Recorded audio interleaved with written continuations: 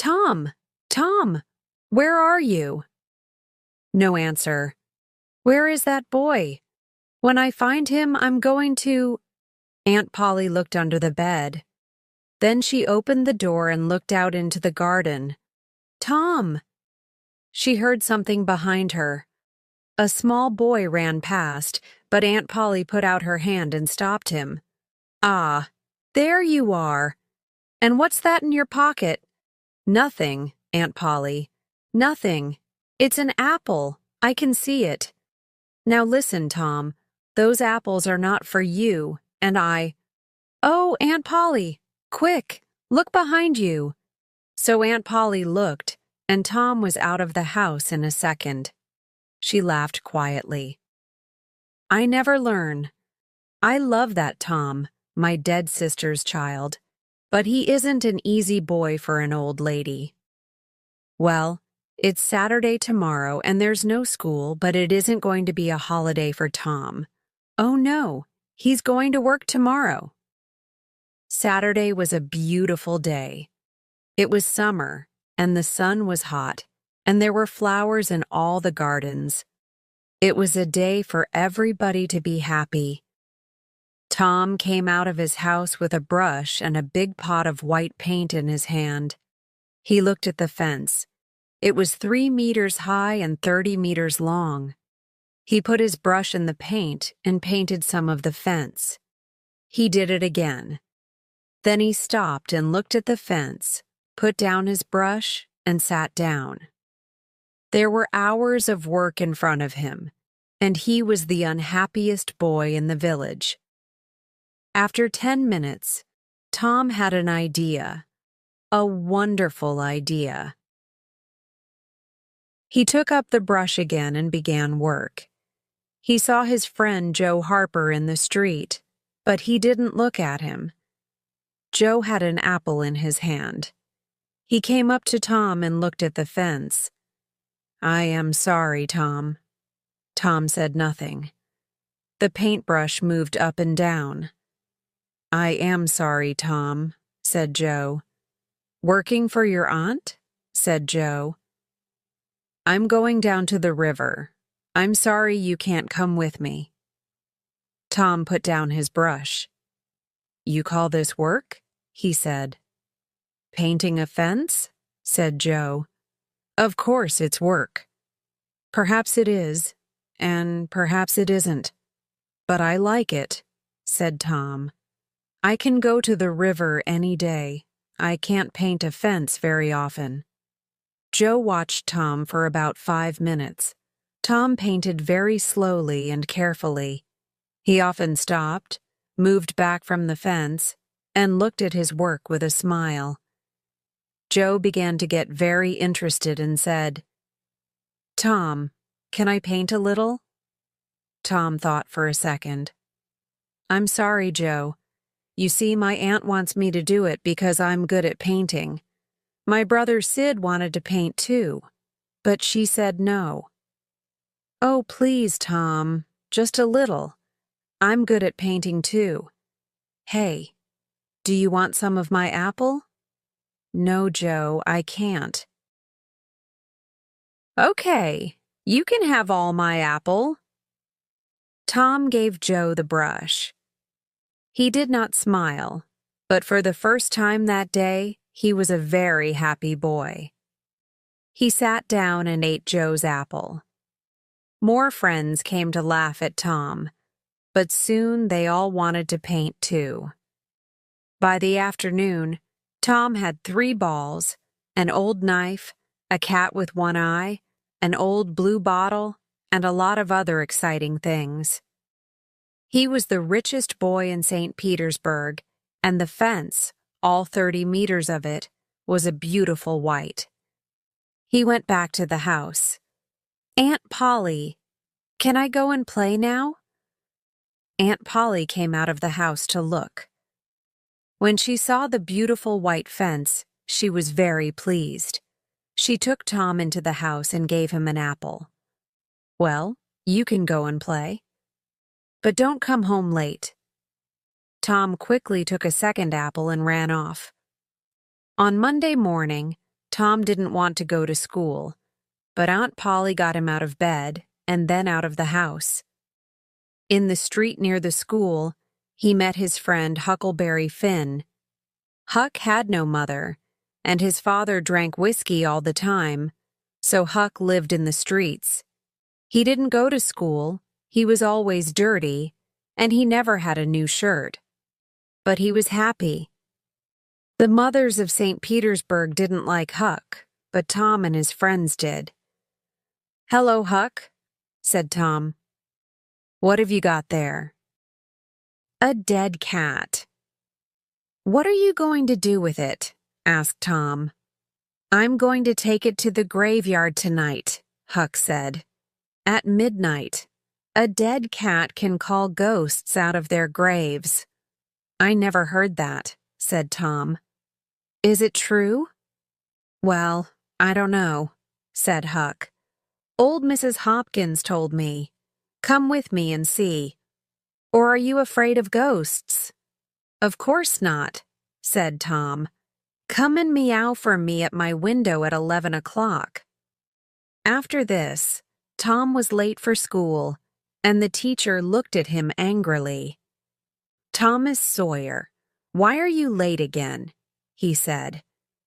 Tom began to speak and then stopped. There was a new girl in the schoolroom, a beautiful girl with blue eyes and long yellow hair. Tom looked and looked. Oh, how beautiful she was. And in 2 seconds, Tom was in love. He must sit next to her. But how? In the girls' half of the room, there was only one empty chair, and it was next to the new girl. Tom thought quickly and then looked at the teacher. "I stopped to talk with Huckleberry Finn," he said. The teacher was very, very angry. Boys were often late for school. That was bad, but talking with Huckleberry Finn was worse. Much worse. The teacher took his stick, and 2 minutes later Tom's trousers were very hot, and the teacher's arm was very tired. "Now, Tom Sawyer, you go and sit with the girls." Some of the children laughed. Tom walked to the chair next to the new girl, sat down, and opened his book. The other children began to work again. After 10 minutes, the girl looked up. There was an apple on the table in front of her. She put it back on Tom's half of the table. A minute later, the apple was in front of her again. Now it stayed. Next, Tom drew a picture of a house and put it in front of her. "That's nice," the girl said. "Now draw a man." Tom drew a man next to the house. The man was taller than the house, and he had very big hands and very long legs. But the girl liked him. "Can you draw me now?" she asked. Tom drew a girl next to the man. "You draw beautifully. I can't draw pictures." "I can teach you," said Tom, "after school." "Oh, please." "What's your name?" Tom asked. "Becky. Becky Thatcher." Just then Tom felt a hand on his head. It was the teacher.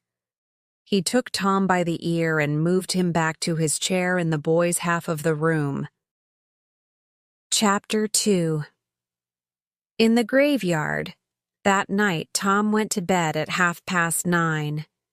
He waited for Huck's meow, and at 11 o'clock it came. He climbed quietly out of the bedroom window, and then he and Huck walked out of the village with the dead cat. The graveyard was on a hill, about a mile from St. Petersburg.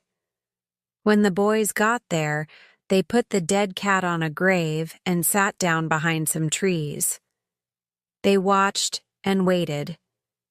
It was very dark and very quiet. "Do you see that new grave there?" whispered Huck. "That's Hoss Williams' grave. He died last week." "Perhaps he can hear us," Tom whispered back. "Do you think he can, Huck?" I don't know, but Shh. Oh, Tom, what is it? Shh, whispered Tom. I can see something. Look. Huck moved nearer to Tom. Ghosts, he said. 3 of them. They're coming here, Tom. Oh, let's go home. They can't see us, Tom whispered. Not here. Ghosts can see through trees, said Huck unhappily. They can see through everything. The ghosts moved quietly through the graveyard and came nearer to the trees. Huck and Tom watched, very afraid. Then, after a minute, Huck said, Tom, they're not ghosts. That's Muff Potter. So it is. And that's Injun Joe. And the other man is Dr. Robinson. What are they doing here? They're grave robbers, Tom. They're going to rob a grave. My father told me about it. The doctor wants a dead body, you see. He cuts it up because he wants to learn about— Shh, said Tom. They're getting near. The 3 men stopped at Hoss Williams' grave, and Injun Joe and Muff Potter began to dig. 10 minutes later, the grave was open. Now, doctor, said Muff Potter, you want us to take the body to your house? That's $5 more. No, said the doctor. I gave you the money this morning. I'm not giving you any more. Now you listen to me, doctor, said Injun Joe. I want that money. Do you remember a day 5 years ago? I came to your house and asked for something to eat, and you gave me nothing. So give me that money. He took the doctor's arm, but suddenly the doctor hit him and Injun Joe fell to the ground. Don't hit my friend, cried Muff Potter. He jumped on the doctor, and the 2 men began to fight. It all happened very quickly, and the 2 boys watched with open mouths. Injun Joe got up. He had Muff Potter's knife in his hand now, and he moved behind the doctor. Then the doctor hit Muff Potter on the head. Muff fell to the ground, and at the same moment, the knife in Injun Joe's hand went into the doctor's back. The doctor fell to the ground on top of Muff Potter, and he did not move again. The 2 boys could watch no more. Very quietly, they moved away from the trees and then ran out of the graveyard and back to the village. Injun Joe stood by Hoss Williams's grave and looked down at the 2 men. Then he put the knife into Muff Potter's hand and sat down. 3, 4, 5 minutes went by. Muff moved a little and opened his eyes. What happened, Joe? He asked. This is bad, Muff, said Joe. Why did you kill him? Muff looked at the doctor's dead body, then at the knife in his hand. Me?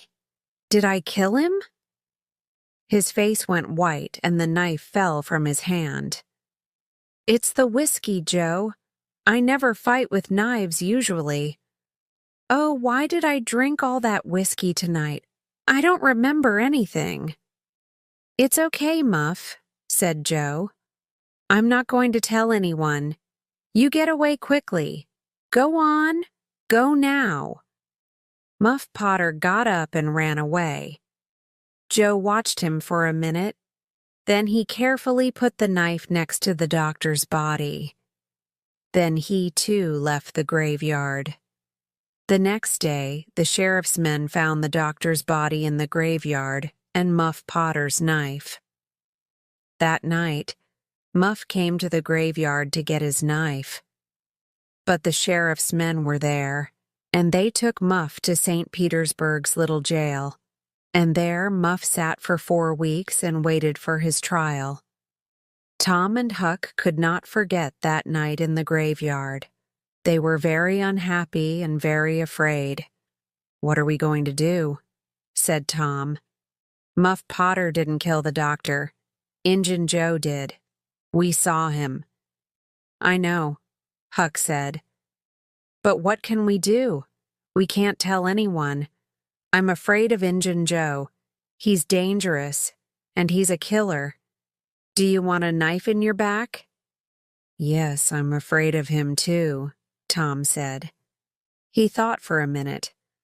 I'm sorry for Muff Potter, but you're right, Huck. We can't tell anyone about Injun Joe. Chapter 3. On Jackson's Island, the summer holidays came and there was no school. Tom didn't want to think about Muff Potter and Injun Joe, but it wasn't easy. At night, when he was in bed, he saw Injun Joe's face in the dark and he couldn't sleep. But he couldn't talk to anyone about it. One hot summer's day, he and Joe Harper were down by the Mississippi River. They sat and watched the boats and fished and talked. Let's get away from here, said Tom suddenly. Let's go and do something exciting somewhere. Okay, said Joe. But what? And where? I know, Tom said. Let's run away. Let's go and live on Jackson's Island. We can sleep out, under the trees. Jackson's Island was in the Mississippi, 3 miles south of St. Petersburg. Nobody lived there. Let's ask Huck Finn, too, said Tom. But don't tell your mother or father or anyone. Go home and get some things to eat and meet me here at midnight. So that night, 3 boys in a small boat went down the river to Jackson's Island. They had some bread and some meat, and Huck had his pipe, too. When they got there, they carried everything onto the island and made a fire under a big old tree. Then they cooked some of the meat over the fire. And oh, that meat was good. The best dinner in the world. Soon they stopped talking, their eyes closed, and they slept. The next morning, Tom woke up with the sun on his head and a smile on his face. Then Huck and Joe woke up, and the 3 boys ran down to the river to swim. After that, they fished, and soon they had about 6 big fish for their breakfast. They cooked the fish on their fire and ate them all. They were very hungry. That, said Joe happily, was a wonderful breakfast. After breakfast, they walked through the island, swam some more, talked, fished, and swam again. They came back to their fire in the afternoon. Suddenly, Tom looked up and said, "Listen, can you hear boats?" They listened, and then ran across the island to look down the river. There were 20 or more boats on the water. Every boat in St. Petersburg was out. "What are they doing?" asked Joe. "They're looking for a dead body, I think," said Huck. "They did that last summer when Bill Turner fell in the river and drowned." "Who's dead, do you think?" asked Joe. The boys watched the boats. Suddenly, Tom cried, "I know who's dead. It's us. They're looking for us." This was wonderful. Tom looked at his friends. "We're famous," he said. "Everybody in St. Petersburg is talking about us, and they all feel sorry for us." Night came, and the boys went to sleep. But Tom did not sleep, and when morning came, he wasn't there. "Huck, where's Tom?" cried Joe. "I don't know," Huck began, "but look, there he is. He's swimming across to the island now. Hey, Tom." At breakfast, Tom told his story. "I went home last night," he said, and listened at the window. "Joe, your mother was there too, and she and Aunt Polly cried and cried. I heard some very interesting things. On Sunday, there's going to be a big funeral at the church, for us." and listen. I've got a wonderful idea." And yes, it was a wonderful idea. That night, the boys cooked some more fish, and after dinner, Huck got out his pipe and began to smoke. "Can we smoke too?" asked Tom. "I want to learn." So Huck made pipes for Tom and Joe, and the three boys sat and smoked. "Hey, I'm smoking," said Tom. "It's easy." "It's nothing," said Joe. "I'm going to smoke every day." But after 10 minutes, Tom and Joe got quieter and quieter, and their faces went an interesting color. "I'm going for a little walk now," said Tom. He stood up carefully and walked away into the trees. "Me too," said Joe quickly. The two boys came back an hour later, but they didn't smoke their pipes again. On Sunday morning, there were no happy faces in St. Petersburg. Aunt Polly and Joe's mother and father were in the church, and all the boys' friends. The minister said some very nice things about the three boys, and the boys' families cried and cried. Everybody cried. And little Becky Thatcher did not stop crying for 1 second. There was a small noise at the back of the church, but at first nobody heard it. Then the minister looked up and suddenly stopped speaking. Everybody turned to look. Their mouths opened and stayed open. And into the church came the three dead boys, Tom first, Joe next, and then Huck. For a second, nobody moved or spoke, and then the noise began. Aunt Polly and Joe's mother ran to the boys and took them in their arms.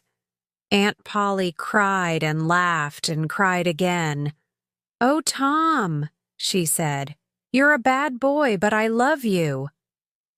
Suddenly the minister called out, "Oh, happy days! Sing, good people of St. Petersburg! Sing and be happy!" And everybody sang and smiled and laughed for a long time. It was St. Petersburg's happiest funeral. The weeks went by, and the judge came to St. Petersburg. On the day before Muff Potter's trial, Huck and Tom met in the street near Tom's house. Huck was unhappy. "Tom, you didn't tell anyone about, you know?" "No, I didn't." "But Huck, what about Muff? People are saying he's the killer, and he's going to die." "But we can't tell anyone about Injun Joe," said Huck. "I don't want to die too. Do you?" No, Tom didn't want to die, but he couldn't forget Muff Potter's face in the jail, old, tired, and unhappy. And Injun Joe was a free man. It wasn't right. That night, Tom came home late and very excited. He could not sleep for 2 or 3 hours. The next morning, all the village was at Muff Potter's trial. Injun Joe was there, too. Muff waited, a tired old man with a dirty face. The judge began the trial. Questions, questions, questions. Answers, answers, answers. And the answers were all bad for Muff Potter. "Yes, I found the knife in the graveyard next to Dr. Robinson's body. Yes, that's Muff Potter's knife. He always carries it. Yes, I saw Muff Potter in the village that afternoon. He had the knife with him then?" Muff Potter began to look more and more unhappy. Then the judge said, "Call Thomas Sawyer." St. Petersburg sat up. What did young Tom Sawyer know? Everybody looked at him and waited. "Thomas Sawyer, where were you on the 17th of June at the hour of midnight?" "In the graveyard." "Why?" "I went there to see ghosts, with a dead cat." St. Petersburg laughed, and the judge looked angry. "And where were you in the graveyard, Thomas?" behind the trees near Hoss Williams' grave. Injun Joe's face suddenly went white. "Now, my boy," said the judge, "tell us your story." And so Tom told his story, and St. Petersburg sat and listened to him with open mouths. And then Muff Potter fell, and Injun Joe jumped with the knife, and crash! Injun Joe jumped through the window and was out and away in a second. St. Petersburg loved Tom for a week, but Tom was not happy. Injun Joe was not in jail, and he was a dangerous man. Tom slept badly for weeks. The slow summer days went by. Injun Joe did not come back to St. Petersburg, and Tom began to forget. Chapter 4. Treasure. There is a time in every boy's life when he wants to go and dig for treasure, and that time came for Tom. So, one hot summer's day, he went to find Huck. Huck liked the idea of treasure. "Where are we going to dig?" he asked. "An old dead tree is best." "Who puts the treasure under old trees?" "Robbers," said Tom. "And then they go away, or they forget to come back for the treasure." "There's a dead tree on Cardiff Hill," said Huck. "Let's go there. I've got an old pick and shovel." It was 3 miles to the old tree, and the boys arrived tired and hot. They dug for an hour or two, but they didn't find any treasure. Then they stopped, and Tom looked down at an old house at the foot of the hill. "Hey, look," he said. "Nobody lives in that old house. Let's go there. Old houses are always good for treasure." "Good for ghosts, too," said Huck. They took the pick and shovel with them, went down the hill and into the old house. They looked in all the rooms downstairs, and then went upstairs. But there was no treasure and no ghosts. Then they heard a noise. "Shh," said Tom suddenly. "What's that?" "Ghosts," whispered Huck. There were holes in the floor, and through them the boys could see into the rooms downstairs. "No," Tom whispered. "It's 2 men. One is the old Spaniard. He came to live in the village last week. I don't know the other man. Shh! Let's listen to them." The 2 men sat down on the floor. The Spaniard had a green hat and long white hair. The other man was small and dark. He took out a bag and began to open it. "It's hot in here," the Spaniard said. He took off his green hat and then he took off his long white hair. "Tom," Huck whispered upstairs. "That's Injun Joe." "We took $650 when we robbed that house," said the second man. He took some money out of the bag. "We can take $50 with us now. What are we going to do with the 600 "Leave it here," said Injun Joe. "We can come back and get it next week. Here, give me the bag." He walked across the room to the fireplace, moved 2 big stones from the floor, and began to dig with his knife. Upstairs, the 2 boys watched excitedly. Treasure. $600 of wonderful treasure. Injun Joe stopped digging. "Hello, what's this?" he said. "There's something here. It's an old box." The 2 men got the box out and opened it. "It's money," said Injun Joe's friend. Injun Joe put his hand into the box. "There are thousands of dollars here," he said, and the 2 men looked at the money with happy smiles. "But who?" began Injun Joe's friend. "Don't ask," Injun Joe said. "It's our money now." "We can't take it with us today," said his friend. What can we do with it? Put it back under the floor? Yes, said Injun Joe. Happy faces upstairs. No! Very unhappy faces upstairs. Let's put it under the cross. Nobody goes there. We can take it there tonight. When night came, the two men carried all the money away. The boys did not go after them because they were afraid of Injun Joe, but they wanted very much to find that cross. For a week, the two boys thought and thought about the treasure. It was under the cross, but where was the cross? In St. Petersburg, the boys watched the Spaniard carefully, but they didn't see a cross, and they didn't find the treasure. Chapter 5. In the Cave. The next Saturday was Becky Thatcher's birthday, and all Becky's friends were very excited. "It's going to be a wonderful day," Becky told Tom. "We're going to have a picnic by the river, and after that we can visit McDougal's cave." So, in the morning, a big boat took Becky, Tom, and all their friends down the river. There were some older children on the boat, too, but all the mothers and fathers stayed at home. Picnics are better without them. And it was a very happy, noisy picnic. After the picnic, the children took out their candles and ran up the hill to the cave. The mouth of the cave was dark, and some of the children were afraid at first. But caves are exciting, so in the end, everybody went in. McDougal's cave was very, very big, with hundreds of tunnels and rooms. The tunnels went up, down, and into the hill for miles.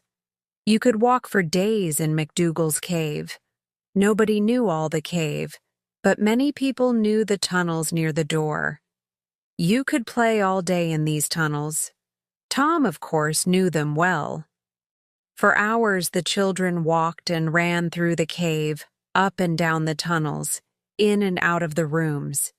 In the evening, they came out and walked down the hill to the boat, tired but happy. When the boat arrived back in St. Petersburg, it was dark.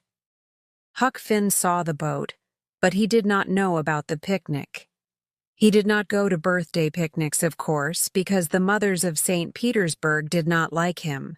But tonight, Huck was only interested in treasure, Injun Joe's treasure.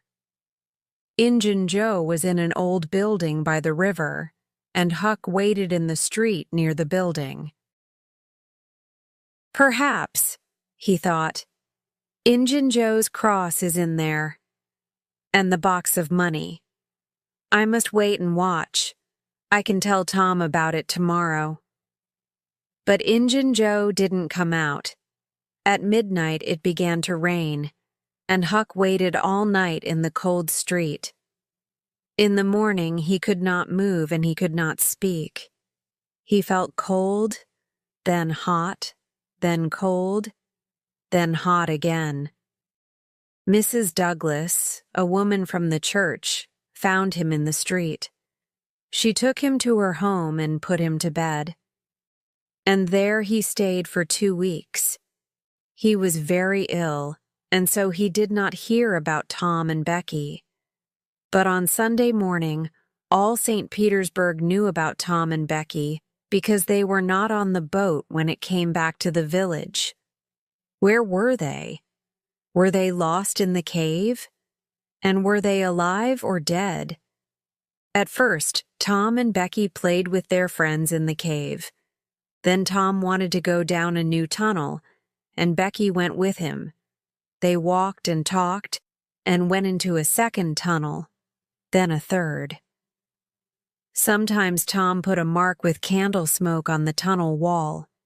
He wanted to find the mouth of the cave again. Then they came out of the tunnels into a big room. There were hundreds of bats in this room, and the candles woke them up. Tom took Becky's hand and they ran into the nearest tunnel, with the bats behind them, but one bat hit Becky's candle, and it went out. The children ran and ran through the tunnels, and at last they got away from the bats. They stopped and sat down. Suddenly, it was very, very quiet. "Where are we now, Tom?" Becky whispered, afraid. "I don't know," said Tom. "I think it's time to go back, but we can't go through that big room because of the bats. Let's go down this tunnel." They went down one tunnel, then a second, a third, a fourth. Then they wanted to find the big room with the bats again, but they couldn't. Becky began to cry. "Tom, we can't get out. We're lost, Tom. We're lost." They walked and walked. When they were tired, they sat down. Then they got up and walked again. Time went by. Was it day or night? They didn't know. Then Tom wanted to find water. They had nothing to eat, and they must have something to drink. They found a very small river and sat down next to it. "Becky," said Tom, "we must stay here, near this river. This is our last candle and—" He did not finish, but Becky understood. "Tom?" "Yes, Becky. Are they going to come and look for us?" "Of course, when the boat gets to St. Petersburg." "But how can they find us in these hundreds of tunnels?" "Oh, Tom, Tom, we're going to die in here." Becky began to cry again. Then the candle went out, and the two children were in the dark. They sat for hours and hours. They slept a little, then woke up, then slept again. Was it Sunday now? Or Monday? Suddenly, Tom sat up. "Listen, somebody's calling." The two children listened. They heard it again, a little nearer. They called back. Then they began to walk down the tunnel in the dark with their hands on the wall.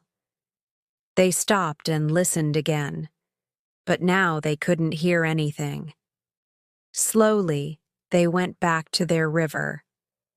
They slept again and woke up very, very hungry. "Perhaps it's Tuesday now," Tom thought. "What can I do? I must do something."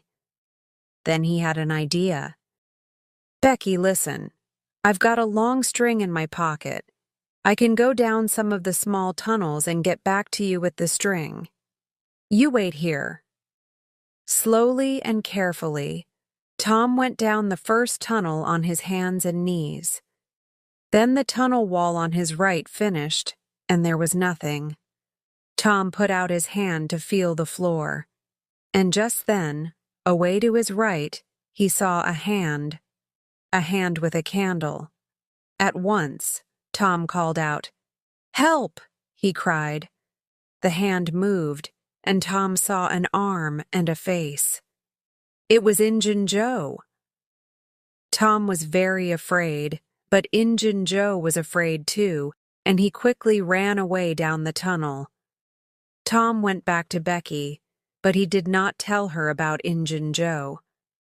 Tom waited for an hour, then went into a different tunnel with his string. Then a third tunnel. It was Tuesday evening, and St. Petersburg waited. Many of the villagers were in the cave, and they looked for the children day and night. But they heard nothing, saw nothing, and found nothing. Then, late that evening, there was a sudden noise in the streets. People began to run to the Thatcher's house. "They're here! Becky and Tom are here!" Most of the village came to listen to Tom's story. "It was in the sixth tunnel," he told them. "I went to the end of my string and suddenly I could see daylight.